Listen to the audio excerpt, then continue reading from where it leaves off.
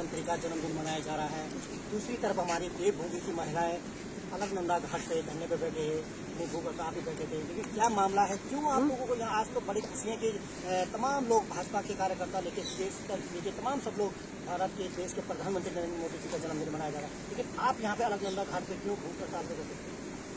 भाई सबसे पहले तो हमारे माननीय प्रधानमंत्री जी को जन्मदिन की बहुत बहुत बधाई और शुभकामनाएं। भाई हम इसलिए बैठे हुए हैं यहाँ पे कि हमारे पूरे देश भर से 42 करोड़ लोग और हमारे उत्तराखंड से 25 लाख लोग LUCC नामक सोसाइटी से पीड़ित हैं, जो कि हमारे भारत सरकार के कृषि मंत्रालय द्वारा रजिस्टर्ड थी और केंद्र से सहकारिता मंत्री के अंतर्गत काम करती है और हमारे राज्य में भी सहकारिता मंत्री के अंतर्गत काम करती है। तो यहाँ पे इसलिए बैठे हुए हैं कि हम पिछले 11 महीनों से सड़कों में दर-बदर भटक रहे हैं। 7 महीनों से हम अनिश्चितकालीन धरना प्रदर्शन पे हैं और 7 तारीख से हम लोग भूख हड़ताल पे हैं। यहाँ पे मुझे आज कल चौथा दिन भूख हड़ताल पे था और क्योंकि मैं इधर उधर भटक रही हूँ तो कई कमियां आ गई शरीर में। डॉक्टर ने मुझे कहा कि बहन बोला आपकी किडनी पे इफेक्ट पड़ गया है, अगर आप 1-2 दिन और ऐसे रहोगी तो आपकी किडनी फेल हो सकती है करके, जिसे मुझे मजबूरी करके अस्पताल जाना पड़ा और अपना ग्लूकोज वगैरह मतलब मेडिसिन लेना पड़ा। तो हम हमारी मांगे हैं कि हमारी सरकार, राज्य सरकार अब विलम्ब LUCC से पीड़ित माँ बहन बेटियों का पैसा सम्मान सहित वापस लौटाएं। भाई जिनका घोटाला 50 अरब का है, 25,000 एजेंट है। जब हम प्रत्येक एजेंट को पूछ रहे हैं तो एजेंट कोई कह रहा है मेरा 2 करोड़ है, कोई कह रहा है 55 लाख, कोई कह रहा है 50 लाख। तो आप लगा लो कि 25,000 लोग हैं और मैंने 20 लाख के मिनिमम सबका लगाना है, तो लगभग 50 अरब तक ऊपर जा रहा है मामला। तो 50 अरब का मामला है और परसों हमारा प्रतिनिधित्व मंडल मुख्यमंत्री जी के पास गया, उन्होंने कहा ये राज्य का मामला नहीं है। तो राज्य का मामला नहीं है तो आप तो राज्य के मुख्य हो, आपने जाने कैसे दिया राज्य का मामला नहीं है? तो आपने उनको घुसने क्यों दिया अपने राज्य में? आपने आप कर क्या रहे हो सर? वहाँ पे बैठ रहे हैं हमारे मुख्यमंत्री जी और आप कहते हैं कि राज्य का मामला नहीं है। यदि राज्य का मामला नहीं है तो आपने इन डकैतों को अपने राज्य में घुसने क्यों दिया? और अगर राज्य का मामला नहीं है तो भी राज्य की आवाज विधानसभा में, राज्यसभा में, लोकसभा में कौन उठाएगा? हमारे मुख्यमंत्री उठाएंगे ना, हमारे सांसद महोदय उठाएंगे, जिनको हमने जिताकर भेजा है वही तो संसद में आवाज उठाएंगे। तो मामला चाहे राज्य को चाहे केंद्र का हो, आवाज उठाने की जिम्मेदारी हमारे द्वारा चुने गए जनप्रतिनिधियों की है, चाहे वो प्रधानमंत्री हो, चाहे राष्ट्रपति हो, चाहे हमारे सांसद महोदय हो, विधायक महोदय हो या मुख्यमंत्री जी हो, चाहे हमारे लोकल ये हमारे मेयर साहब जी हो, जो भी हो, जन मुद्दों को उठाने की जरूरत और उठाने की जिम्मेदारी सिर्फ और सिर्फ जनप्रतिनिधियों की है। और आज दुर्भाग्य देखिएगा कि हम लोग चिल्ला करके मर चुके हैं भूख हड़ताल में, कितने अपने फेल कर चुके हैं। शर्म नहीं आ रही है हमारे उत्तराखंड के लोगों को, उनको शासन प्रशासन का, उन लोगों को भी जिनके पैसे फंसे हुए हैं और बाहर नहीं आ रहे हैं, समर्थन देने तो नहीं आ रहे हैं। मेरे साथ LUCC से पीड़ित समथिंग 1000 लोग आ रहे होंगे बहन बाहर ना, 1000 लोग आ रहे हैं, जबकि 25,000 इसमें एजेंट और 25 लाख मेरे भाई ग्राहक है। तो मैं समस्त उत्तराखंड वासी से ये कहना चाहूंगी कि मेरे भाई बहनों, मैं आप अच्छा हुआ भाई जो आज यहाँ पे आप हमारे लिए हमारी आवाज उठाने के लिए आगे, आपका बहुत बहुत धन्यवाद। मैं आपके चैनल के माध्यम से कह देना चाहती हूँ कि 9 नवंबर को, यदि 9 नवंबर से पहले हमारे मुख्यमंत्री जी ने, हमारे केंद्र सरकार ने कुछ ठोस कदम नहीं उठाया तो 9 नवंबर को पूरा उत्तराखंड सड़कों पे होगा। और जो जनप्रतिनिधि हमें जहाँ मिलेगा उन्हें हम वही कूटेंगे भाई, क्योंकि अब ऐसे है ना कि हमने हर लोकतांत्रिक ढंग से भाई, हमने सारे लोकतांत्रिक ढंग से हमने चीजें आजमा ली है, सरकार पे कोई फर्क नहीं पड़ रहा है। तो हमें लगता है कि सत्यम शापे समाचरिता, दुष्ट के साथ दुष्टता का ही आप व्यवहार करना पड़ेगा। और बाकी भाई मैं चाहती हूँ कि समस्त लोगों का आप जरूर बाइट लें, क्योंकि यहाँ से चमेला वाले भी आ रहे हैं, केरी से, रुद्रप्रयाग से, पौड़ी से, ये कोटद्वार से, सारे जनपद के लोग यहाँ पे इकट्ठा हुए थे। आप अगर सुबह आते तो और भीड़ दिखती आपको, आप देर में आए तो कुछ लोग हमने घर भेज दिए लोगों को। ठीक है, बहुत धन्यवाद। कहीं जहाँ पे इस समय आपदा का क्षेत्र है, चल रहा है और आप लोग अलकनंदा घाट पे यहाँ पे धरने पे बैठे हैं, क्या कारण है और क्या लगता है आपको कि कहीं ना कहीं महिलाएं आज अपना काम छोड़ के लगातार कई दिनों से देख रहा हूँ कि यहाँ पे बैठे हैं। हालांकि मैं कहीं बाहर का नहीं आ पाई, लेकिन जैसे मुझे पता चला मैंने कहा एक दिन, क्योंकि मेरा हमारा भी कर्तव्य है आप लोगों की आवाज़ को सरकार का पहुँचना। क्या मांगे आपके, क्या कहना चाहेंगे? सबसे पहले तो मैं आपके चैनल के माध्यम से आपका बहुत बहुत धन्यवाद करती हूँ। और हम टिहरी गढ़वाल चम्याला से यहाँ पर आए हैं क्योंकि जो हमारा आज ये दुर्भाग्य है, दुर्भाग्यपूर्ण हमारा जो है कि हमें ये घाट में उतरना पड़ रहा है, जबकि हमारी जो संस्कृति है, जो हमारे उत्तराखंड की जो संस्कृति है, महिलाओं को घाट पे नहीं ले जाया जाता। जाता है। चाहे कुछ भी परिस्थिति हो, महिलाओं को घाट पे नहीं जाने देते हैं। लेकिन आज हमारा दुर्भाग्य इस तरह हो गया कि आज हमें घाट में उतरने के लिए तैयार हो गए हैं और अभी आगे पता नहीं मौत की घाट में भी उतरने के लिए हम तैयार हैं। और हम अपनी सरकार से, अपने मुख्यमंत्री जी से जो हमें आश्वासन पे आश्वासन दे रहे हैं और हमारी कोई सुनवाई नहीं हो रही है। हम 5-6 बार हम मुख्यमंत्री को में चले गए हैं, वहाँ भी हमने पुलिस प्रशासन द्वारा बहुत बदतमीजी हमारे साथ हुई है। और हम आज हमारा यहाँ अलकनंदा जो ये घाट है, हम अपनी बहन सरस्वती दीदी के समर्थन में यहाँ आए, जबकि उनकी तबीयत, हमने सोशल मीडिया के माध्यम से उनकी तबीयत की जो जानकारी हमें मिली है, तो हम इसीलिए इतनी दूर से गाड़ी बुकिंग करके यहाँ दीदी के समर्थन पे आए हैं। और उनकी स्वास्थ्य के लिए हम भगवान से प्रार्थना करते हैं कि उनकी स्वास्थ्य में कोई गड़बड़ी ना आए और कोई उनको दिक्कत ना हो। जैसे वो हमारे लिए लड़ रही है तो हम उनका समर्थन करेंगे। और जितने भी लोग LUCC से पीड़ित, जितने भी लोग कमरों के अंदर बंद हुए हैं, मैं उनसे भी अनुरोध करना चाहती हूँ, अगर आपको शर्म है तो आप बाहर निकलो और अपनी लड़ाई खुद लड़ो। धन्यवाद। क्या नाम आपका? मेरा नाम कृष्णा। कि महिलाओं को जहाँ पे अभी जैसे कई महिलाएं कह रही थी कि घाट पे महिलाएं नहीं जाती है, तो कहीं ना कहीं आज क्या कारण है कि महिलाओं को घाट पे धरना प्रदर्शन करना पड़ा, अलकनंदा घाट पे। अलकनंदा नदी से आप क्या मांग चाहते हैं? और आज पूरा विश्व में देश के प्रधानमंत्री जी का जन्मदिन मनाया जा रहा है, आप महिलाएं यहाँ पे है, क्या क्यों नहीं आप लोग भी जन्मदिन उनके साथ करते हैं? क्योंकि जब झंडे आप सब उठाते हैं, चुनाव प्रचार होता है, आपको इस्तेमाल किया जाता है कि चलो जी प्रचार करो, लेकिन आज आप लोग यहाँ बैठे क्यों बैठे? जी, मैं आपको सलाम करती हूँ आपके चैनल के माध्यम से और आपका बहुत धन्यवाद भी है कि हमें यहाँ पे हमारी आवाज़ को उठाने के लिए अपने चैनल के माध्यम से आप आए। आज यहाँ पे जो सुनने को आ रहा है कि प्रधानमंत्री जी का जन्मदिन है और 75वां जन्मदिन उनका है, उनको भी जन्मदिन की ढेर सारी बधाइयाँ हैं। लेकिन ये जन्मदिन किस खुशी में मनाया जा रहा है? क्योंकि उनकी जो माँ, बहन, बेटियां हैं वो तो सड़कों पे उतरे, सड़क पे छोड़ो घाट पे उतर रखी हैं, तो कैसे उन लोगों को जन्मदिन मनाने का लग रहा होगा?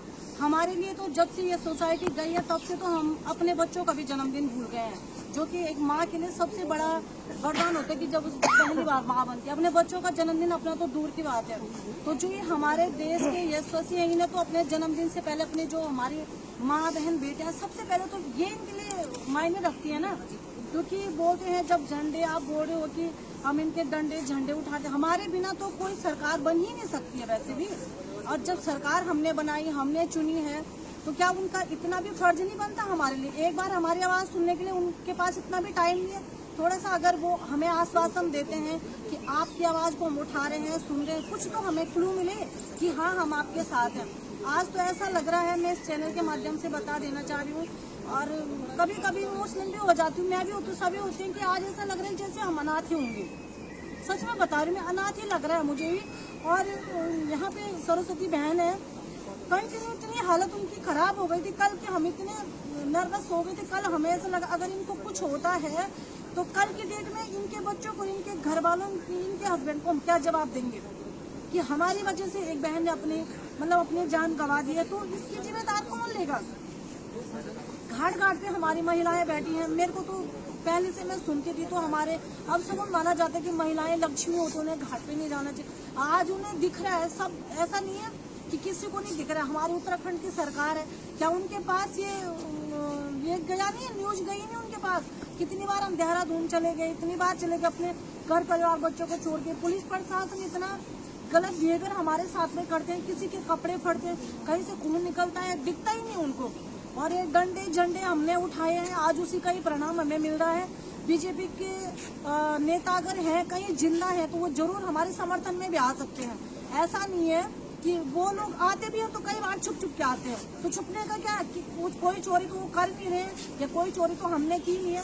हम अपने सरकार से एक ही मेरा निवेदन है और हाथ जोड़ के निवेदन है अपने उत्तराखंड सरकार से भी और अपने केंद्र सरकार से भी, हमारी आवाज़ को आपको जो हम उठा रहे हैं इसको आपको सुनना ही होगा। नहीं तो जैसे नेपाल की हालत हुई है वो हालत यहाँ पे भी होने वाली है, क्योंकि हम पीछे हटने वाले नहीं है। घर परिवार हमारा 6 महीने से छूट रखा है। जब हमने 6 महीने का बलिदान दे दिया तो 6 महीने हम और भी बलिदान देने के लिए तैयार हैं। और नेपाल जैसी हालत होने ही वाले हैं यहाँ पे भी कुछ टाइम के बाद, अगर हमारी सुनवाई नहीं होगी तो। इसके अगर जैसे आप नेपाल जैसी बात बोल रहे थे, इसका नुकसान या अन्य कई ओपी जैसे नेपाल हालत, इसके लिए जिम्मेदार आप किसको मानेंगे? सरकार को ही मानेंगे, शासन प्रशासन है, सरकार को मानेंगे हम।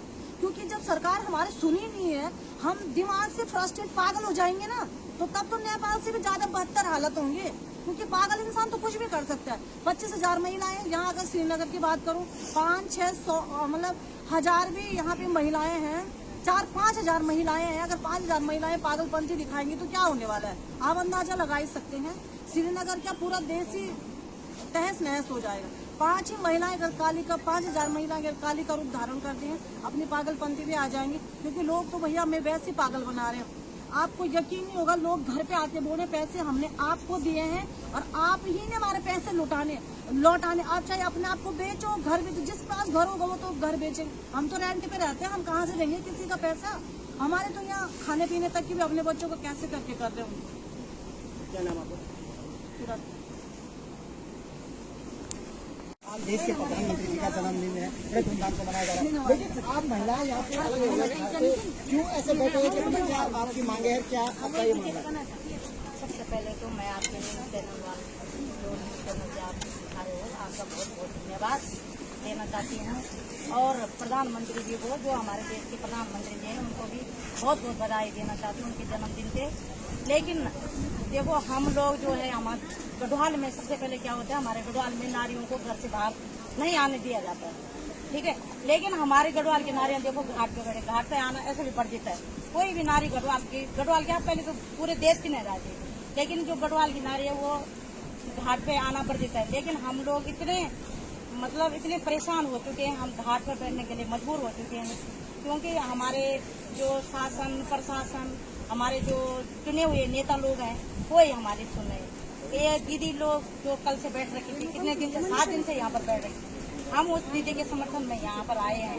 इसलिए आए हैं कि उस दीदी की तबीयत इतनी खराब हो चुकी थी, लेकिन कोई भी हमारे चुने हुआ नेता कोई यहाँ पर आया नहीं आया।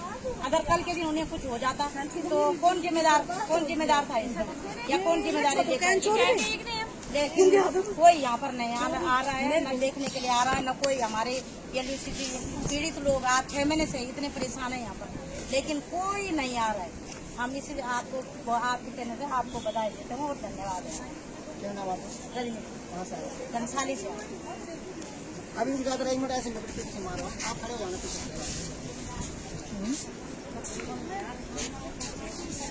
नहीं खड़ा हो जाए ना।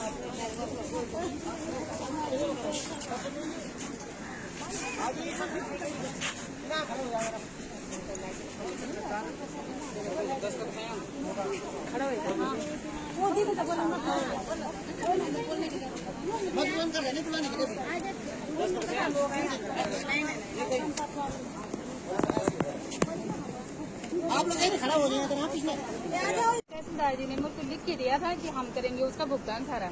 डीएम ने मेरे से वो जो विज्ञापन मैंने उनको दे रखा था किसी लेके गई, यहाँ से वो पकड़ी, रिसीविंग भी दी मुझे। और जब दूसरी बार हम गए तो हमारे साथ कोई था नहीं। मेरी मम्मी की तबीयत खराब हो रही थी, मैं भी नहीं जब आई, मेरा भाई गया। डीएम मैडम बात करने के लिए तैयार नहीं है, बोल रहे कि हम कहाँ से करेंगे, हम थोड़ी ना देंगे किसी को नौकरी, ना हम तुम्हारा पैसा करेंगे। बोल रहे हैं कि कोर्ट करेगा, कोर्ट तो 20 साल लगा देगा उसमें। हमें तो इतना डर हो रखा ना कि जो लोग जिन लोगों का कर्जा देना है वो लोग घर पे आके बोल रहे हैं कि भाई तुम्हारा जाने वाला तो चला गया है, पर हमारा पैसा कौन देगा। ये सीन कहाँ है हमारी सरकार? मैं तब से बोल रही हूँ, कोई नहीं है ना। हमारे कोई मुख्यमंत्री है, उस दिन धन सिंह रावत जी हमारे घर आए थे, जिस दिन हम पौड़ी गए थे, तो मैंने उनको बोला भी, पौड़ी से ही बोला था कि सर आपको इतना है तो आप फिर आइए हमारे घर पे, लेकिन कोई नहीं है, उनका एक कॉल तक नहीं आ रहा हमें। हर लड़का चला गया। अरे सरकार के इतना डर हो रहा है कि मैं अपने भाई को देहरादून नहीं भेज पा रही हूँ कि एक भाई तो गया गया पर पता नहीं, अब दूसरा उसे वीआईपी ट्रीटमेंट दिया जा रहा है उसे जेल में। तो क्या है भाई, वो जेल में रहे बाहर रहे, उसे क्या फर्क पड़ता है? उसे वो कुछ नहीं है, वो वहाँ भी ऐस में और बाहर भी आएगा तब भी ऐस में रहेगा। ये दुर्भाग्यपूर्ण है कि अपराधी वीआईपी ट्रीटमेंट मिल रहा है और पीड़ित सड़कों पर दर भटक रहे हैं। तो ये पीड़ितों को तय करना है। शोभन अब उत्तराखंड जितने भी पीड़ित है, जो ज्यादा पीड़ित कोई यू भी धोखाधड़ी हुई बहन ना, यूँ देख पैसे को धोखाधड़ी हुई को तब वो माँ बुला आत्महत्या कर। आप लोग कोई अंकिता भंडारी देख तो मकान पीड़ित है ना, एलटी छात्र पीड़ित है ना, टीचर पीड़ित है ना, डॉक्टर पीड़ित है ना, तुम तो सोनी मन लो डॉक्टर भी बना के हमारा आवाज भी तो उठाने दी थी। ये कितनी दुर्भाग्यपूर्ण बात देखा। तो आप सब ने आंटी जी हमला अब मिलजुल के काम करना, हम मिलजुल के काम करना और आवाज के माध्यम से हम भेजे 9 नंबर सदा उत्तराखंड के छंबोना सारे पीड़ित लोग आए और अपने अधिकारों की लड़ाई लड़े। बहुत बहुत धन्यवाद।